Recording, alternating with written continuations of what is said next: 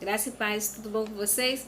Vamos continuar o estudo da lição? Nós estamos na primeira lição do trimestre e essa lição do trimestre, a primeira é a mensagem de Deus por meio de Tiago. Esse trimestre nós vamos estudar toda a epístola de Tiago e nós temos aí por texto principal, Testemunho para a Igreja, volume 9, que diz assim: não existe nenhuma pessoa ou nação que seja perfeita em todos os hábitos e pensamentos. É preciso aprender uns com os outros. Portanto, Deus quer que as diferentes nacionalidades se misturem e se tornem um só em entendimento e propósito. Em seguida, a união que há em Cristo se revelará. Amém? E o texto de Tiago 1:1 diz: Tiago, servo de Deus e do Senhor Jesus Cristo, as 12 tribos que andam dispersa, saúde. Olha que saudação mais bonita. E hoje, quarta-feira, o título é Esclarecendo algumas questões. Vamos esclarecer algumas questões? Vamos lá. A primeira pergunta A, diz assim: o que revela que Tiago, o irmão de Cristo, foi um homem influente numa importante assembleia da igreja primitiva? Lá no livro de Atos, no capítulo 15, no verso 5, 6, 13, 19 e 20 estão a resposta. Eu vou ler um trechinho que diz assim, ó: alguns, porém, da seita dos fariseus que tinham crido se levantaram dizendo que era mister circuncidá-los e mandar-lhes que guardassem a lei de Moisés. Congregaram-se, pois, os apóstolos e os anciões para considerar este assunto. E, havendo-se eles calado, tomou Tiago a palavra, dizendo: homens, irmãos, ouvi-me.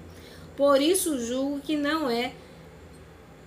não se deve perturbar aqueles dentre os gentios que se converteram a Deus, mas escrever-lhes que se abstenham da contaminação dos ídolos, da fornicação, do que é sufocado e do sangue.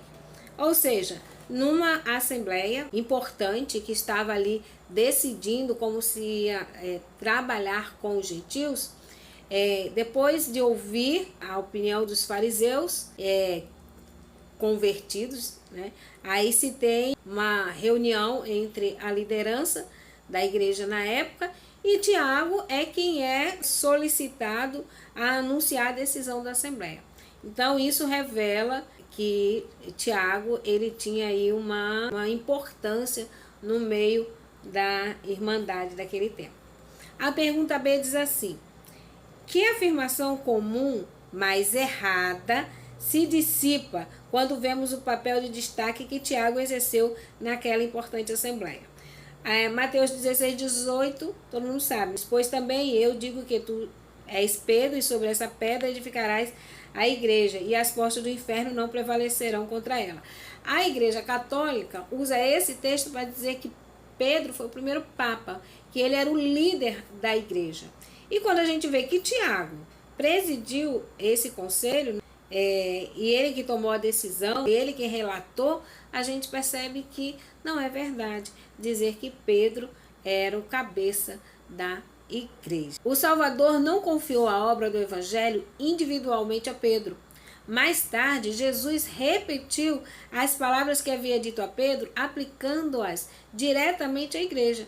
Se Jesus tivesse conferido qualquer autoridade especial a um dos discípulos em detrimento dos outros, nós não os encontraríamos tantas vezes discutindo quem é o maior do que o outro. Eles teriam se submetido ao desejo de seu mestre e honrado aquele que ele havia escolhido. Está lá em um livro, O Desejado de Todas as Nações, página 414.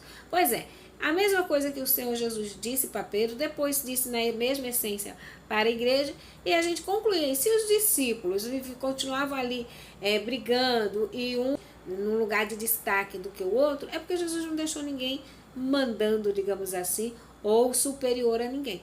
Não é verdade?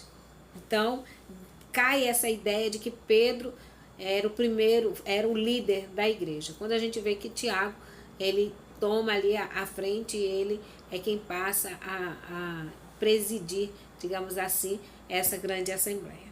Amém? Que Deus nos abençoe. Eu aguardo vocês para o nosso próximo encontro amanhã. Obrigado pelas orações. Eu estou melhorando, graças a Deus. E peço que continue orando por mim e eu estou orando por vocês, sempre.